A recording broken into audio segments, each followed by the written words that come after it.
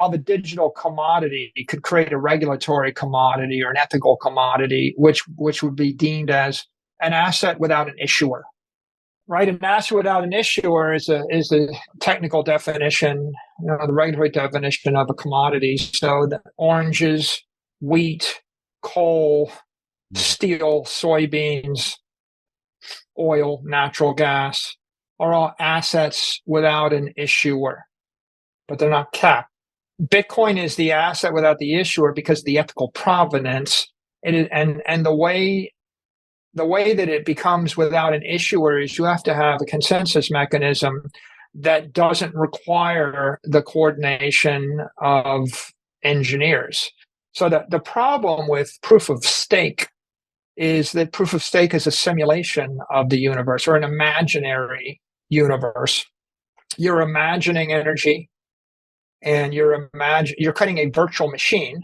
They literally call it a virtual machine with virtual energy in the form of virtual tokens for virtual security, all manifested in software code.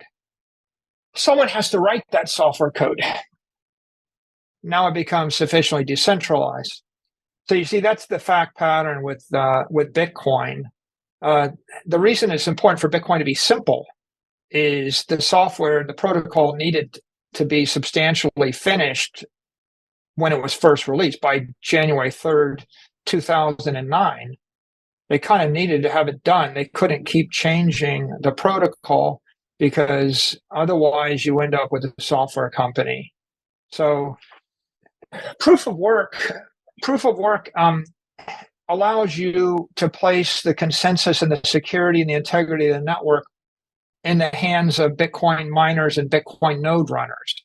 So you're using electricity and you're using 256 ASICs in order to create the security and the integrity of the network. And that's generally thermodynamically bound. And it's open and everybody can participate. And anybody can create their own Bitcoin miner. Anybody can mine Bitcoin. Anybody can, electricity is broadly found in the universe. And you're not waiting. You don't need the permission of anybody to allow you to get on the network and mine. Is the fact that you're modulating the energy through a SHA-256 mining chip. And that mining chip is getting a special purpose. That's important. It's not a general purpose chip. And it's also getting exponentially more efficient.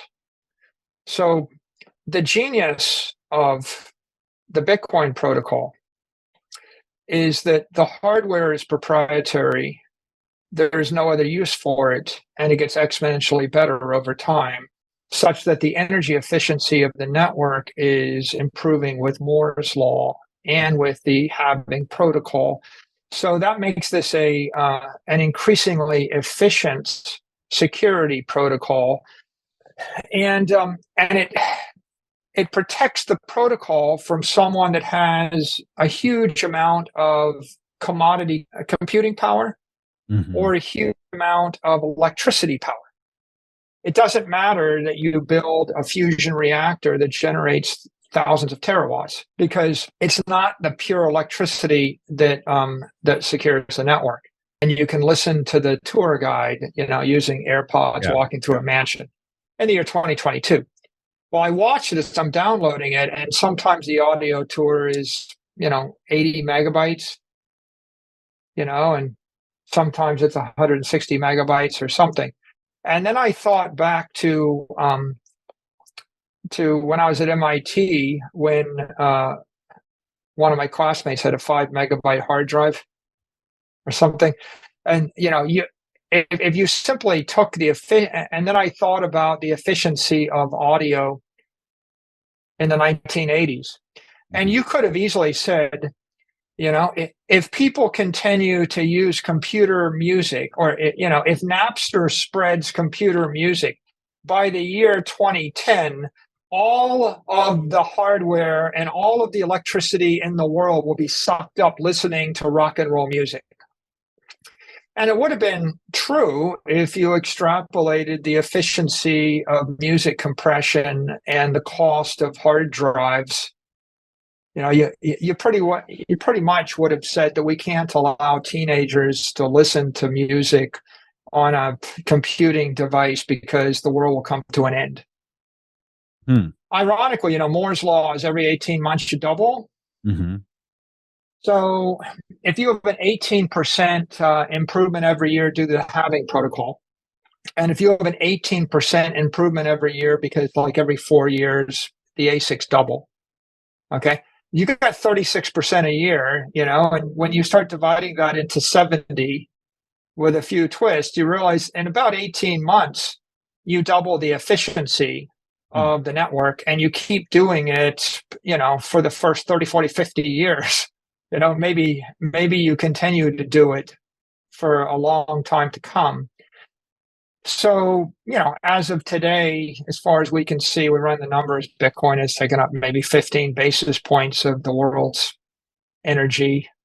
And it's not clear to me that it's going to grow that much more. At some point, it hits some maximum and it actually starts to decrease because the proprietary protocol is such that ultimately in the year 2100, it won't matter whether you have harnessed all the power of a star. It won't matter because that won't allow you to create hashes. Mm-hmm. Right? I could give you all the electricity that powers New York City tomorrow. They hand you the gunpowder and you blow your way through the mountain. Okay, and someone starts by saying, "I have this idea. I'm going to build tunnels through mountains."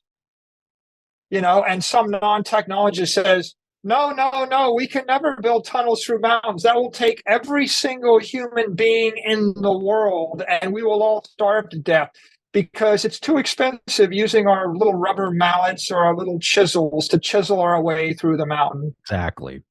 Right, and the point is, we're not doing it that way. Yeah. We're going to use our brains and technology. If you actually back calculate, someone says, "Okay, I'm going to connect San Francisco to New York," and you back calculate, well, how much energy is it going to take to haul a bucket of water on my back, 10 million times? It's like, well, we can't do that because the human race will suffocate trying to connect New York and San Francisco. And then if you calculate what it costs to build the railroad, you would conclude it's too much. And if you calculate the maintenance cost on wooden rails, that's too much. And the answer is, I invent explosives, I invent steel, I come up with some, technique to get through. Then I create a locomotive. Then I go and I drill for oil. Then I put the oil into the locomotive, and then I drive the train back and forth. Every single one of those things